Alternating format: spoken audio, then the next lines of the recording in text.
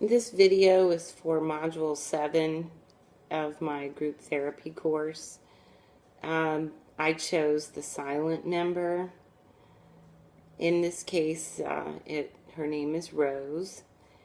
She is one of the people who rarely speaks during the group meetings.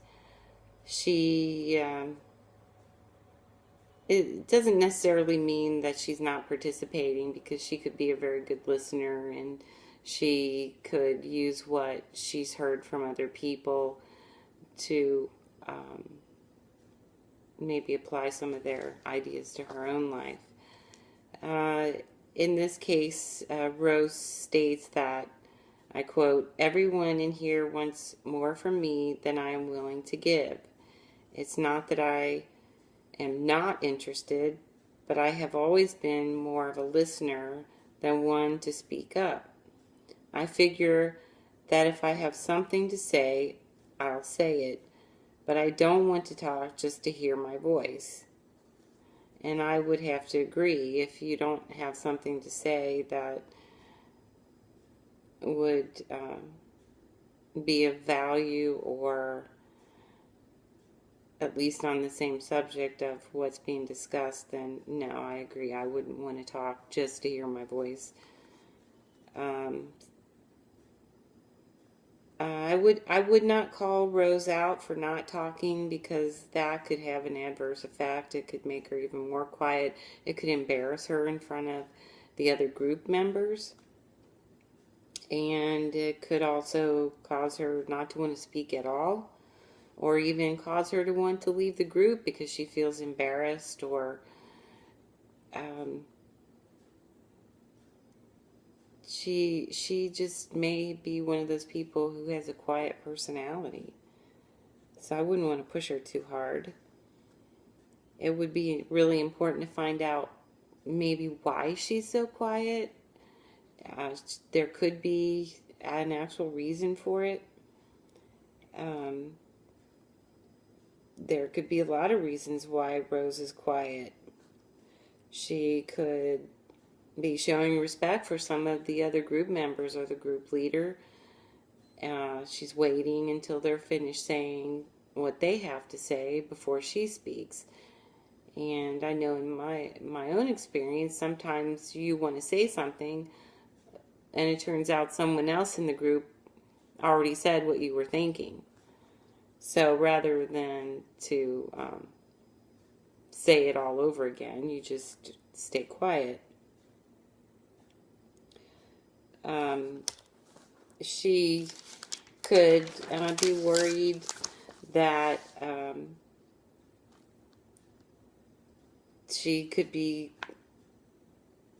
embarrassed. She could be waiting for the group leader to call on her to speak. That's always a definite possibility, because sometimes in group therapy we'll go around the table or around the room and ask each person their opinion, or something relevant to what's being talked about in the group that night. So she could just be waiting for her turn. I use that technique a lot, and I don't always go the same route, so you never know. I might start at the end of the group, or I may start at the middle, or I may just be calling on people randomly.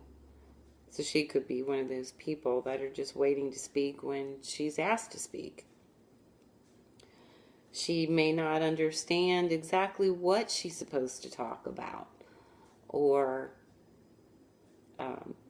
how much she should say, how much information she should give. She could be worried about the confidentiality problem. She may be worried that people are going to go away from the group and tell people what she's been talking about. That's a definite concern for a lot of people. She may just feel like she's going to be criticized. I would watch Rose for her nonverbal cues. If somebody's talking about something that seems to upset her after that person's finished talking, I may ask her what she felt about that, and did she have anything similar happen to her, or have any kind of comments to make on that. Along with the other people in the group, I wouldn't want to center her out. I think that at the end of the group, if she still hasn't spoken or had anything to say, I may just go around the room and ask everybody how they felt about what went on in the group, if they have any comments, concerns, or if they have something they want to add. So she may or may not participate in that. But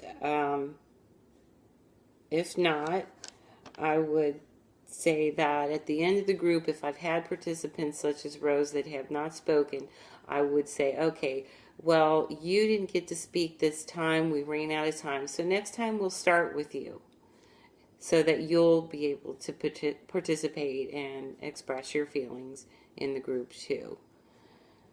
I think that there are people who are naturally shy, so you cannot expect them to change themselves for the group.